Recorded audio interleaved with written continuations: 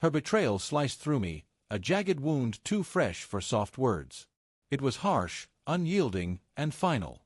One evening, I walked into the apartment we shared, hands weighed down with grocery bags, a brief smile flickering before it faded. Her phone buzzed on the kitchen counter, flashing an unknown name and a message. Last night was incredible. When can we meet again? The air in the room seemed to vanish.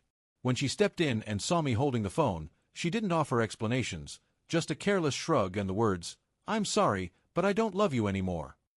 I didn't shout or plead. I grabbed my jacket and left. My friend Ethan answered his door before I could knock twice. One glance at my face, and he knew. "You can take the guest room," he said, asking nothing more. I collapsed onto the bed, letting the shadows swallow me whole. But sometimes, life sends quiet heroes. For me, it was Ethan's mother, Linda, a woman in her late 50s with silver-threaded hair and eyes that held both keen insight and gentle warmth. The next morning, she arrived with a casserole in one hand and a bag of fresh produce in the other. "You need to eat," she ordered, as if I were her own child. I could barely whisper my gratitude. She didn't probe or demand my story. She simply placed a plate of food before me and made sure I took a bite. That evening, Linda returned with her friend Rosa, a woman whose serene presence and steady tone hinted at storms she'd endured. They didn't urge me to spill my pain. Instead, they filled the room with soft conversation about their day, simple, everyday tales that gently pulled me back to the present. Over the next few days, Linda and Rosa became constants in my world. They gave me small tasks: wash the dishes, sweep the floor, fold the laundry. At first, I felt foolish, a grown man guided like a child. But soon, their intent became clear. These weren't just chores, they were lifelines to keep me anchored. When your life falls apart, the hardest part is knowing what to do with empty hands. By the fourth day, the apartment smelled of fresh citrus, and for the first time in weeks, I felt a spark of pride in something I'd done.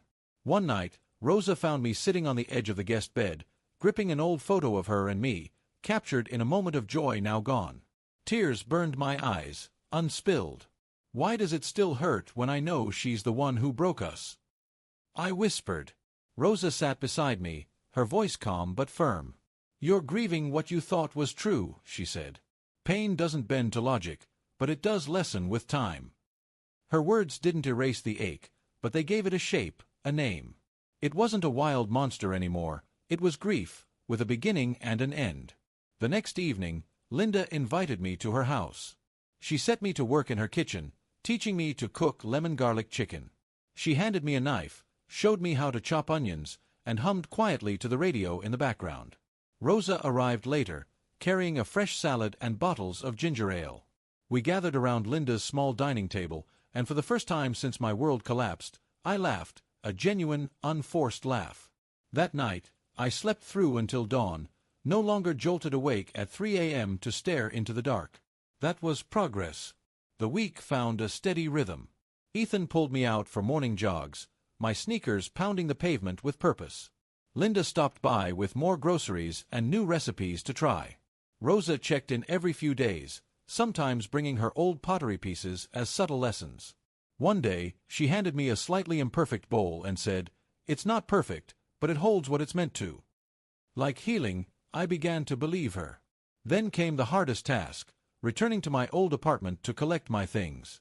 Ethan came with me for support. I expected rage, but instead, a strange peace settled over me. I packed my books, my clothes, my tools, leaving behind the coffee mug we'd chosen together, the plant we'd picked out last spring. Those were hers now. I was done holding on to pieces of a story that no longer belonged to me.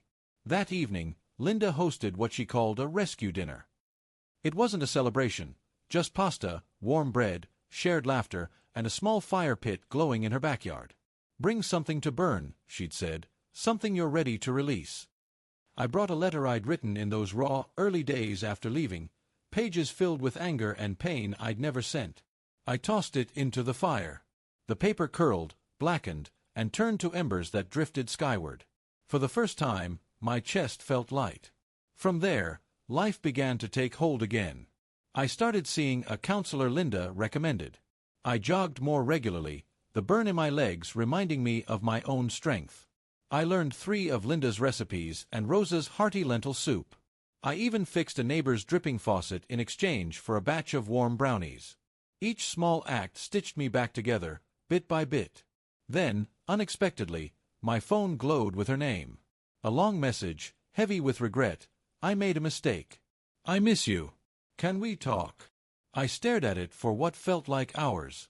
Months ago, I would have responded before the words fully registered. But now, clarity kept me grounded. I typed one line, I wish you well, but I'm moving on. Then I blocked her number. The next morning, I shared the moment with Linda and Rosa. They didn't cheer or lecture. Linda just nodded and said, "Good. She lost something rare." Rosa slid a mug of coffee toward me and added, "You chose your own value. That's what matters." I realized then that moving forward wasn't about erasing her from my mind. It was about refusing to let those memories define me. It was about choosing my worth over her betrayal. Linda and Rosa didn't just offer meals or tasks. They fed my resilience. They showed me I wasn't broken, only wounded, and that I could rebuild. And I did. Her betrayal had shattered my trust, but staying with Ethan, and the quiet, steady care of his mother and her friend, helped me rediscover my own strength. They helped me release the woman who tried to make me believe I was less than I am.